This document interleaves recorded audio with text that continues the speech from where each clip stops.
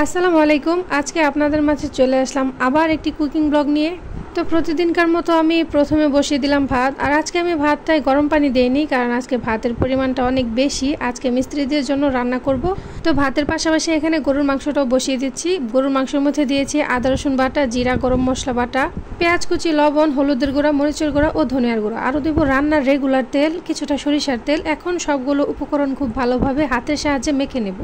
মাখানো হয়ে গেলে দিয়ে দিব অল্প একটু পানি আর ঢাকনা দিয়ে ঢেকে রান্না করব যতক্ষণ না মাংসটা খুব ভালোভাবে কষানো হয়ে যাচ্ছে আর 80% মতো সেদ্ধ হয়ে যাচ্ছে। গরুর মাংস রান্নার ক্ষেত্রে আপনি যত ভালোভাবে কষাবেন, যত সময় নিয়ে কষাবেন, রান্নাটা ততই ভালো হবে।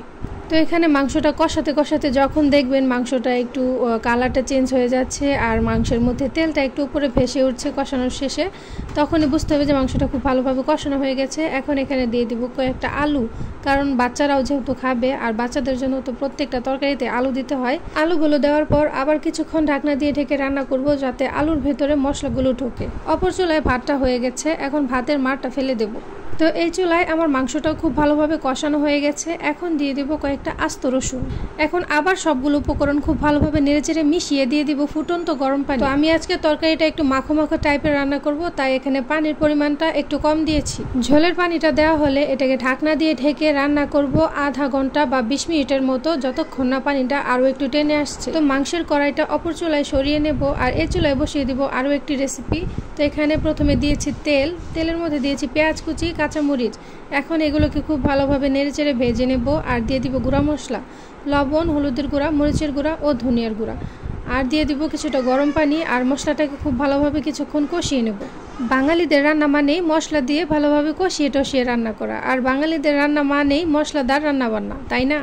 যাই হোক, এখানে দিয়েছি আরও একটু পেঁয়াজ বাটা আর কাঁচামরিচ বাটা দিয়ে আবার কিছুক্ষণ কষিয়ে টষিয়ে দিয়ে দিলাম কয়েকটা কই মাছ। এটা কিন্তু দেশি কই মাছ, যেগুলো আমার আব্বা নিজের হাতে ধরেছে। এখন মাছগুলোকে মশলার সাথে কিছুক্ষণ নেড়েচেড়ে মিশিয়ে নেব আর দিয়ে দিব অল্প একটু পানি।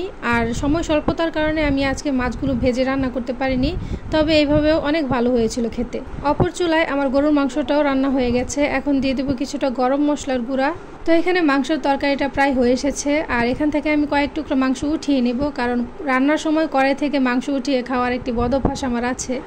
আর এখন এখানে দিয়ে দিব কয়েকটা আস্ত কাঁচামরিচ আর ঢাকনা দিয়ে ঢেকে রান্না করব আরও 5 মিনিটের মতো। আর এই যে দেখেন, আমি কিন্তু রান্নার পাশাপাশি মাংস খাচ্ছি দাঁড়িয়ে দাঁড়িয়ে। তো এই বদ অভ্যাসটা কার কার আছে আমাকে জানাবেন। তো দেখতে পাচ্ছেন এখানে আমাদের গরুর মাংসের তরকারিটা তৈরি হয়ে গেছে। এখন এটা চুলা থেকে নামিয়ে নিব আর এদিক থেকে আমার মাছ ভুনাটাও তৈরি হয়ে গেছে।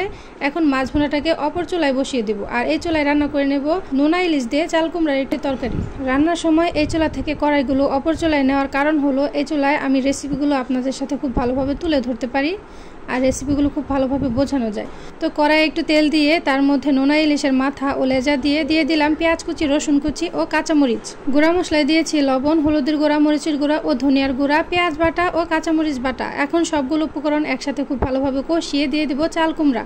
এখন সবগুলো উপকরণ একসাথে খুব ভালোভাবে নেড়েচেড়ে মিশিয়ে নেব আর দিয়ে দিব অল্প একটু পানি।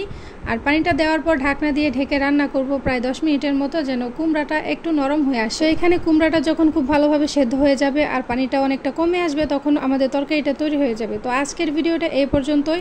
পরবর্তীতে চলে আসবো আরও একটি ভিডিও নিয়ে। সেই পর্যন্ত সবাই সুস্থ থাকবেন। আল্লাহ হাফেজ।